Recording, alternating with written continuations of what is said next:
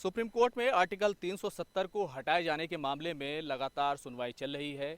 लगातार जो मरकज़ी हुकूमत है, केंद्र सरकार है, उसके जो वकील हैं, ख़ासतौर से अटॉर्नी जनरल हो या फिर सॉलिसिटर जनरल हो, दोनों ही सरकार की तरफ से मजबूती के साथ दलीलें रख रहे हैं कि आखिर सरकार ने आर्टिकल 370 यानी 5 अगस्त 2019 को हटाने का जो फैसला लिया था और जिस तरीके से इस पूरे आर्टिकल को हटाने की जो प्रक्रिया की गई वो कानून के दायरे में थी और ये पूरे तौर से आईनी है, दस्तूरी है, संवैधानिक है और इसमें कॉन्स्टिट्यूशन का उल्लंघन, उसकी खिलाफ वर्जी नहीं हुई है।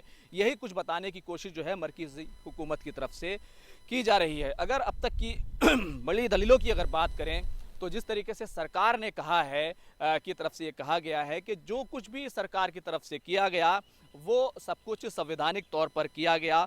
अटॉर्नी जनरल ने ख़ास तौर से जो सुप्रीम कोर्ट के सामने अपनी दलील रखी है कि राष्ट्रपति के आदेश को पारित करने का जो हक है वो राष्ट्रपति के पास है। वो आदेश पारित किया गया था जिसको बाद में राज्यसभा लोकसभा दोनों ही जो है ऐवानों से, दोनों ही पार्लियामेंट के जो संसद हैं वहाँ से उसको पास करा लिया गया था। तो एक तरीके से संवैधानिक प्रक्रिया थी और इसी के साथ साथ एक बड़ी जो अहम दलील है जो एक तरीके से पॉलिसी को लेकर के अटॉर्नी जनरल ने जो सुप्रीम कोर्ट के सामने रखी वो ये है क्योंकि ये जो इलाका है ये सरहदी इलाका है और सीमावर्ती इलाका है। इसमें सरकार के पास विशेष अधिकार होना चाहिए और इसको मैनेज करने देना चाहिए। सुप्रीम कोर्ट में इसमें हस्तक्षेप नहीं करना चाहिए। एक तरीके से पॉलिसी का मैटर उठाया है कि सरकार को जिस तरीके से तमाम तरह की पॉलिसी बनाने का हक होता है वो पॉलिसी बनाने का हक इस मामले में भी है और सुप्रीम कोर्ट को इस बारे में ध्यान रखना चाहिए।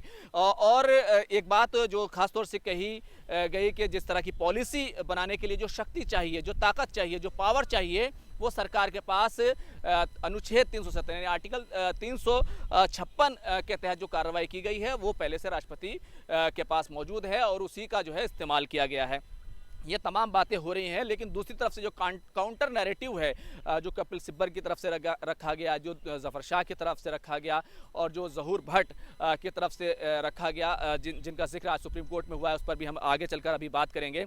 लेकिन अभी जो उनकी तरफ से जो बड़ी दलील रखी गई थी वो ये थी कि ये संवैधानिक तौर पर प्रक्रिया पूरी नहीं की गई क्योंकि 3 तरीके थे आर्टिकल 370 को हटाने के। पहला तरीका ये था कि जो संविधान सभा है जो 1951 से 1957 के बीच में रही है उसकी तरफ से सिफारिश की जाए। ऐसा तो हो नहीं सकता क्योंकि वो संविधान सभा पहले ही खत्म हो चुकी है तो इसकी कोई सिफारिश नहीं थी।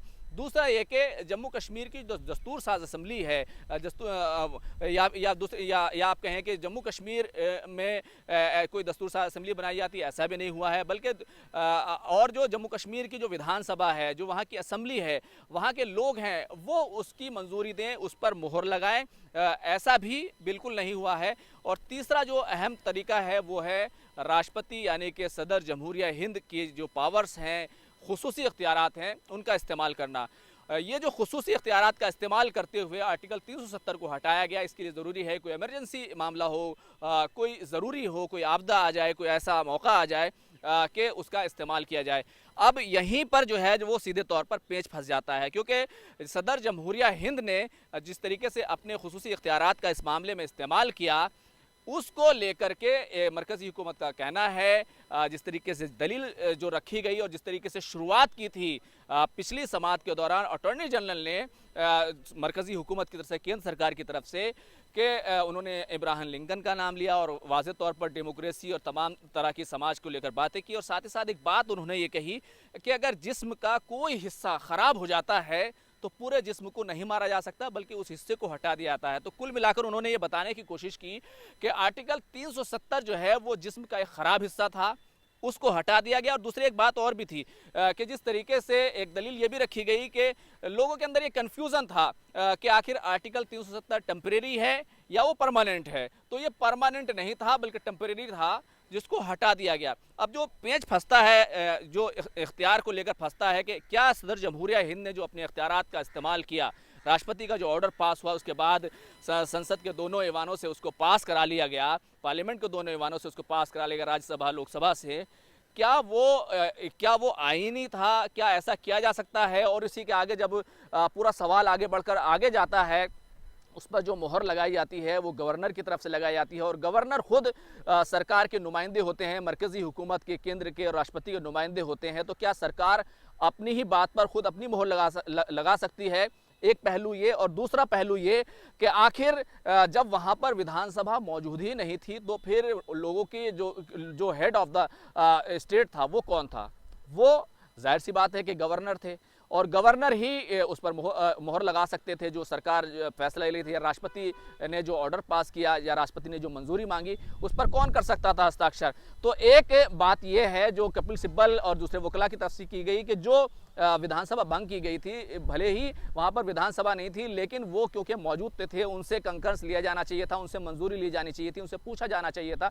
गोया कि जम्मू कश्मीर के अवाम से पूछा जाना चाहिए था, लेकिन वो नहीं पूछा गया। उसके बजाय खुद अपने ही नुमाइंदे से पूछ करके फैसला ले लिया गया। तो कुल मिलाकर ये बहस हो रही है, ये बातचीत हो रही है, दलीलें रखी जा रही हैं। तो संवैधानिक तौर पर कई ऐसे पहलू हैं जो हम भी नहीं जानते थे कि किस तरीके से आर्टिकल 370 को हटाया जा सकता है और किस तरीके से ये पूरा मामला जो है अब सुप्रीम कोर्ट को फैसला लेना है कि राष्ट्रपति ने खुसूसी इख्तियारात का जो इस्तेमाल किया, क्या उसको सही कहा जा सकता है? क्या गवर्नर की मंजूरी को सही कहा जा सकता है? या जम्मू कश्मीर के अवाम की जगह गवर्नर मंजूरी दे सकता है? ये एक संवैधानिक पहलू है, इस पर सुप्रीम कोर्ट फैसला लेगा। क्या सदर जमहूरिया हिंद ने खुसूसी इख्तियारात का जो इस्तेमाल किया, क्या वो ऐसे हालात थे कि उन इख्तियारात का इस्तेमाल किया जा सकता था? ये इस पर सुप्रीम कोर्ट को फैसला देना है। अब बात आती है ज़हूर भट्ट की, जिस पर हम बीच में ही बात कर रहे थे। ज़हूर भट्ट एक जो याचिका करता हैं, आज की सुनवाई के दौरान ज़हूर भट्ट का नाम सुप्रीम कोर्ट में सबसे पहले गूंजा है, क्योंकि कपिल सिब्बल ने ज़हूर भट्ट का नाम उठाते हुए कहा कि उनको सुप्रीम कोर्ट में दफ़ा 370 को हटाए जाने के खिलाफ जो है याचिका दाखिल करने के लिए उनको निलंबित कर दिया गया, उनको मुअत्तल कर दिया गया, उन पर कार्रवाई की गई, उनको निशाना बनाया गया। कपिल सिब्बल ने सुप्रीम कोर्ट में यह सवाल उठाया है। अब ज़हूर भट्ट कौन है? ज़हूर भट्ट जो जम्मू कश्मीर का जो महकमा तालीम है उसमें एक प्रोफेसर हैं। उन्होंने खुद याचिका दाखिल की थी, वो कानून की डिग्री रखते हैं, वो खुद सुप्रीम कोर्ट आया और 5 मिनट से ज़्यादा उन्होंने यहाँ पर अपने आर्गूमेंट रखे थे। लेकिन इसी दरमियान उनके खिलाफ ज़ाब्ता अखलाक और उनका आचरण कैसा है उसको लेकर के एक जांच बिठा दी गई कि उनका आचरण कैसा है। क्या उन्होंने छुट्टियाँ जो ली थी यहाँ आने के लिए, क्या वो सही थी? क्या उनको लिया जा सकता था? उस पर एक अधिकारी की जाँच बिठा दी गई और आलोक मेहता जो वहाँ पर एजुकेशन सेक्रेटरी हैं, उनकी तरफ से उनको निलंबित कर दिया गया और उनको जम्मू से अटैच कर दिया गया।